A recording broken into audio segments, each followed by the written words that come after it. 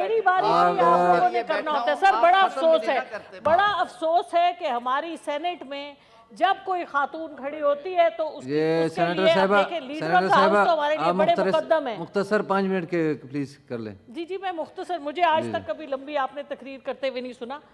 Leader of the house से मेरी request है कि वो प्लीज, बहुत शुक्रिया जी आपका चेयरमैन साहब, बहुत शुक्रिया चेयरमैन साहब। मैं सिर्फ इतनी इधर मुफस्सल तकरीरें हुई और बड़ी ज़बरदस्त बातें हुई। रज़ा रब्बानी साहब ने भी बहुत अच्छी बातें की और एजाज चौधरी साहब ने तो सारा समुंदर कूजे में बंद कर दिया। हमारे लीडर ऑफ द ऑपोजिशन और मोहसिन अजीज़ साहब और सवाती साहब ज़बरदस्त बातें की। मैं सर सिर्फ चंद सवालात आपसे गोशगुजार करना चाहूँगी क्योंकि मैं एक अदना सा वर्कर हूँ। सिंपल से मेरे दिमाग में जो सवाल आते हैं मैं वो पूछना चाहती हूँ क्योंकि मुझे बताया गया है कि सेनेट में आप हर किस्म की बात कर सकते हैं। आप वो सवाल भी पूछ सकते हैं जो और जगह आप नहीं पूछ सकते। तो मेरे चंद सवाल हैं जी कि मुझे ये बताइए कि जब मुल्क में इस कदर आफत आई हो, आपके पास पैसे ना हो, आप हर जगह ये बातें कर रहे हों कि हमारे पास पैसे नहीं है, डिफ़ॉल्ट करने वाले हैं, तो किस बेसिस के ऊपर हमारे हुक्मरान चार्टर फ्लाइट्स करके उनको JF कैनेडी एयरपोर्ट पे जहां एक एक घंटे के पैसे देने पड़ते हैं वहां चार्टर फ्लाइट्स खड़ी होती हैं हफ्ते पूरे के लिए।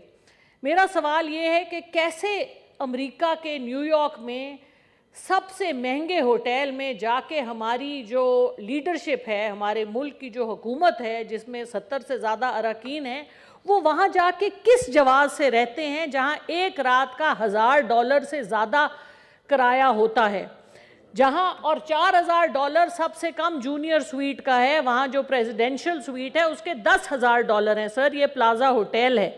तो सवाल ये बनता है कि ये सवाल का जवाब हमें कौन देगा?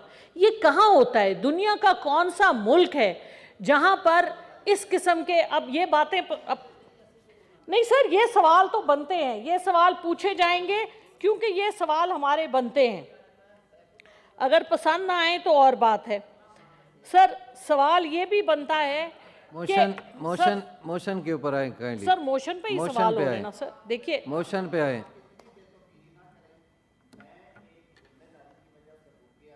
Leader of the house advisory में वादा किया था कि आप आज इसको डिस्चार्ज कर लें, बातें कर लें और उसके बाद करेंगे। बात ये है कि अगर हमने यही तकरीरें आपके लिए बहन, पूरा हाउस खुला हुआ है, आप जम करें, कल भी करें, परसों भी करें, इनके जवाब भी हैं वैसे मेरे पास। सर जरूर दीजिएगा, लेकिन सर बात तो करने में अब तो हॉल भी खाली है, कोई लेके तो क्या बैठना तो उसका भी जवाब मेरी बात करने से सर? अब तो हॉल भी खाली है। अब कौन सी ऐसी बात हो गई कि कुछ इंसान यानी मोशन काइंडली मोशन पे आए सर। मोशन के ऊपर तो पे जो एजेंडा है उस पे आए प्लीज। ठीक है जी। जितनी हम मुजम्मत कर सकें सैफुल्लाह न्याजी साहब के साथ जो उनके घर पे हुआ, मुझे बता दें ये कहाँ होता है? ये कहाँ होता है कि आप एक इनोसेंट आदमी जिसके घर से कुछ ना निकला हो, मुझे बता दें वहाँ से क्या निकला, किस वारंट के तहत? वो जो कागज़ इन्होंने इनको व्हाट्सएप पे दिखाया उसके तहत जिस तरह से इन्होंने इनके ऊपर ये हमला किया और जिस तरह से हमारे सारे पार्लियामेंटेरियंस पे हुआ है, ये कहाँ होता है? इसकी जिम्मेवारी कौन लेता है? कल हमारे honourable leader of the house ने कहा कि वो और हमारे इंटीरियर मिनिस्टर वो दो लोग हैं जो जब भी कोई सख्ती होती है तो वो कहते हैं सख्ती ना करो। तो सवाल हमारा ये है कि ये कौन करता है सर? इस मुल्क में कौन लोग हैं जो ये जबर करते हैं, जो ये सख्ती करते हैं? जब हमारी सिटिंग गवर्नमेंट कह रही है कि हम तो इसमें मुलव्विस नहीं है, हम तो कहते हैं मत करो, तो सर ये कौन कर रहा है? हमें इसका जवाब चाहिए। हमें इसका जवाब चाहिए कि ये कौन कर रहा है, वो कौन है जो कि इस किस्म के हमारे सिटिंग पार्लियामेंटेरियंस के ऊपर इस कदर जुल्म ढाते हैं और उसकी जिम्मेवारी भी कोई नहीं ले रहा सर। जो करने वाले हैं वो कह रहे हैं हमने तो किया नहीं, तो सर कौन कर रहा है? इसका जवाब हमें चाहिए। ये जवाब हम लेके यहाँ से उठेंगे सर, क्योंकि ये बातें बड़ी आसान हैं, मगर फ्रीडम ऑफ एक्सप्रेशन के बारे में अगर हम बात करें तो अब हम बात करते हैं तो हमें बात कोई नहीं करने देता। मुझे ये बताइए कि ये कहाँ होता है कि एक दिन वही आदमी बुरा होता है? मसलन मोहसिन दावड़ साहब को प्रूव किया गया कि ये पाकिस्तान के खिलाफ हैं और आज वो सब कुछ ठीक हो गया। सर ये कैसे होता है? एक दिन इस मुल्क में कहा जाता है कि मैं चोर हूं, 4 दिन के बाद मुझे कहा जाता है नहीं मैं चोर नहीं हूं। सर ये कहां होता है? ये कहां होती हैं ये बातें, जहां एक दिन जो गलत है अगले दिन वो साफ हो जाता है, सारी आपकी कोर्ट्स कह देती हैं ये ठीक है, और हमसे कहा जाता है कि हम इसको मान लें कि जो काला है वो सफेद हो गया, जो धंधा खराब है वो धंधा सही हो गया। सर ये कहां होता है मुझे बताइए, और ये कौन करता है? हमें इसका जवाब चाहिए। सर हमें ये भी जवाब चाहिए कि इस मुल्क में ये यहीं पे होता है कि यहाँ प्राइम मिनिस्टर्स को तो रोंदा जाता है सर, हर रोज उनको आप कोर्ट्स में बुलाते हैं, लेकिन सर हमारी हुकूमत के इदारों के और लोग भी तो हैं जिनके ऊपर केसेस होते हैं, सर वो क्यों नहीं आते अदालतों में? सर क्या वजह है कि हमारे मुल्क के मिलिट्री ब्यूरोक्रेसी के लोग, हमारे मुल्क के, वो क्यों नहीं आते सर अदालतों में? क्यों नहीं उनसे पूछा जाता? सर ये सवाल तो बनते हैं और सेनेट में ही बनते हैं क्योंकि यहाँ तो बात की जा सकती है। तो सर ये सवाल हैं असली जिनका जवाब चाहिए, और ये जवाब कौन देगा? हुकूमत ने तो कह दिया हम नहीं दे सकते। तो सर इन सवालों के हमें जवाब चाहिए, और जब हम बात करते हैं तो फिर वो बुरी हो जाती है। सर ये बताइए कि इधर चंद ही महीने पहले बहुत बड़ा इशू था कि हमने फ्रांस के साथ हमारे ताल्लुकात नहीं हो सकते, वहाँ के एम्बेसडर को वापस भेजो, और एक साद रिजवी साहब हैं जिनकी बहुत बड़ी जमात है जो सड़कों पे निकल आई थी। सर वो जमात अब कहाँ है? अब इमैनुअल मैक्रोन साहब के साथ हमारे वजीर आजम साहब, सर उनसे दस्तों गरेबां रहे। सर ये कहाँ, कल ये गलत था आज ये सही है, और वो लोग जो इसके लिए खड़े होते थे वो कहाँ हैं सर? वो कहाँ हैं? और ये कौन लोग हैं जो ये काम करवाते हैं, जिनके हम नाम नहीं ले सकते, जिनके बारे में हम कुछ कह नहीं सकते क्योंकि हमें डर है कि कल फोन आएगा या मेरे घर पे भी रेड हो जाएगा? सर ये किस किस्म का निज़ाम है? मेरी तो समझ से बाहर है सर ये। सर और एक और सवाल भी मेरा है कि सर जो लोग आपने ट्राई किए, टेस्ट किए, जिन्होंने पाकिस्तान को लूटा, जिन्होंने आके बयाने हल्फी दिए कि हमने ये मनी लॉन्ड्रिंग की थी हुदैबिया पेपर्स मिल्स के हवाले से, उसमें काजी फैमिली का ये रोल था, हमारा ये रोल था। सर एक दिन वो बयाने हल्फी देते हैं, सब कुछ एक्सेप्ट हो जाता है, और चंद दिनों के बाद कहा जाता है कि ये तो मैंने अंडर ड्यूरेस दिया था। और वही वाली बात कि वो वजीर आजम के जहाज़ में बाहर जाते हैं, वजीर आजम के जहाज़ में कल वापस आ जाएंगे और हम सब उनको एक्सेप्ट कर लेंगे। सर ये कैसे होता है सर? ये कहाँ होता है दुनिया में कि आप पहले कहीं ये गलत है, फिर आप पूरी कौम 22 करोड़ लोगों को कह रहे हैं कि जो कल गलत था ये आज सही है? सर ये कैसे कर सकते हैं आप? हम इंसान हैं, हम कोई रोबोट तो है नहीं कि पहले आप हमें सबक दें कि ये झूठ है, फिर आप हमें सबक देंगे ये सच है। सर इस तरह नहीं हो सकता, अब नहीं होगा इस तरह, क्योंकि हम सवाल करेंगे, हमारा काम है, हम यहाँ क्या करने आए हैं सर?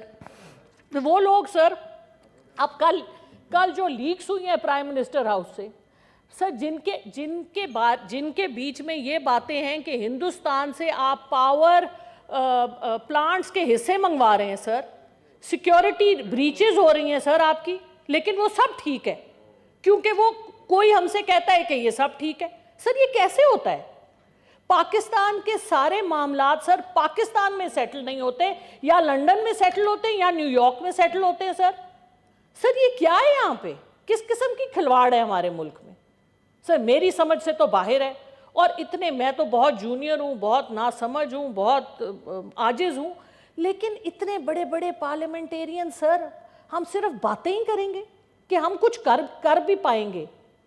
क्योंकि हम सबके वेस्टेड इंटरेस्ट होते हैं सर, हम अपनी कुर्सी बचाने के लिए सब कुछ खा जाते हैं। हम कहते हैं ठीक है ज़बानी तो कह दिया, लेकिन जब करने का वक्त आएगा तो कोई कुछ नहीं करेगा।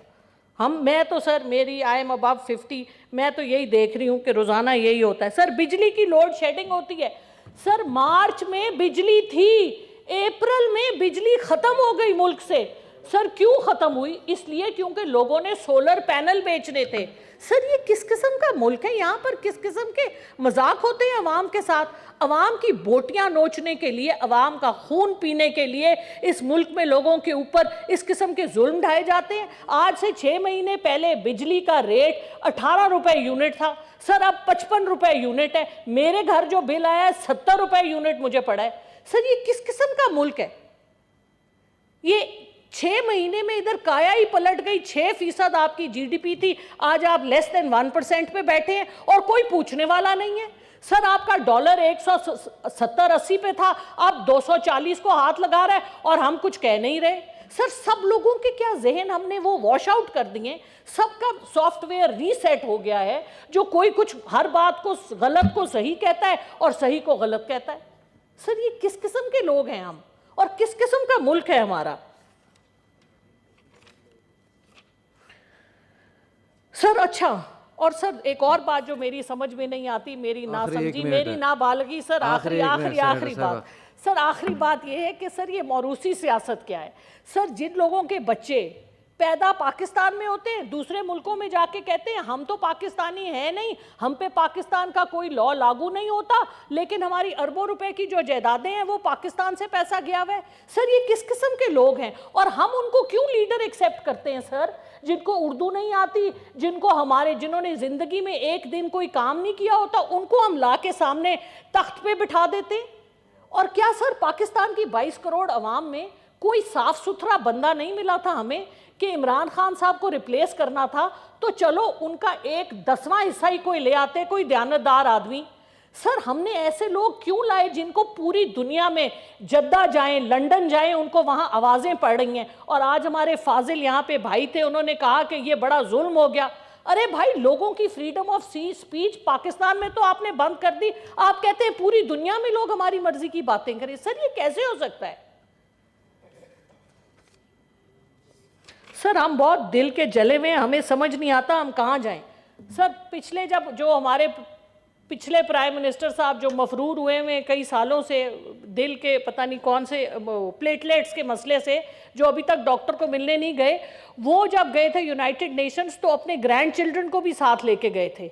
सर अब जो हमारे उन बड़े रिस्पेक्टेबल प्राइम मिनिस्टर साहब हैं, वो बकिंगम पैलेस गए हमारी अपनी असली क्वीन एलिजाबेथ के उनके फ्यूनरल पे, तो सर उनके साथ कौन था आपको पता है? सर उनके साथ उनकी बहू थी। सर ये हमारे हालात हैं कि हमारा जो गवर्नमेंट का ओहदा है ये हमारी ज़ाती मिल्कियत है। प्राइम मिनिस्टर हाउस में बैठ के ज़ाती कारोबार हो रहे होते हैं। सर ये बहुत जुल्म है और ये हमारे सवाल है। और सर आखिरी सवाल, सर अभी पिछले हफ्ते यहाँ पे international institute of strategic studies का थिंक टैंक आया हुआ था। सर उन्होंने उसमें 6 ब्रिटिश डेलीगेट्स थे और 1 अमेरिकन साहब थे। सर उनकी सारी बातों के वो हमसे कुरीद रहे थे कि हिंदुस्तान ने जब तुम पे ब्रह्मोस फेंका तो तुमने उसको अगर वो तुम्हारे किसी अस्पताल पे गिरता तो तुम उसको कैसे डी एस्केलेट करते। सर मैंने उनसे सवाल किया कि ज्यादती करे हिंदुस्तान और डी एस्केलेट करें हम, ये कहाँ की मंतक है? तो जब उन्होंने कहा ये आपका ख्याल होगा, हमारा नहीं है। लेकिन इशू ये है कि वो इस बात पे आ रहे थे कि आपका न्यूक्लियर बॉम्ब है और आप लोग इररिस्पॉन्सिबल हैं, और ना ही आपके पास ना तो फाइनेंशियल सिक्योरिटी है ना इकोनॉमिक सिक्योरिटी है। तो अगले साल जिस रविश पे हम जा रहे हैं उस रविश पे अब आप इसका इंतज़ार कीजिए कि हम ईस्ट इंडिया कंपनी पिछली तो गई, अब जो अगली ग्लोबल हमने इम्पोर्टेड हुकूमत के नाम पे रजीम चेंज पे जो हमने लिए हुए हैं लोग, ये हमारा आखिरी जो एक हरबा है उसको भी लेने जा रहे हैं। बहुत शुक्रिया सर, थैंक यू जी।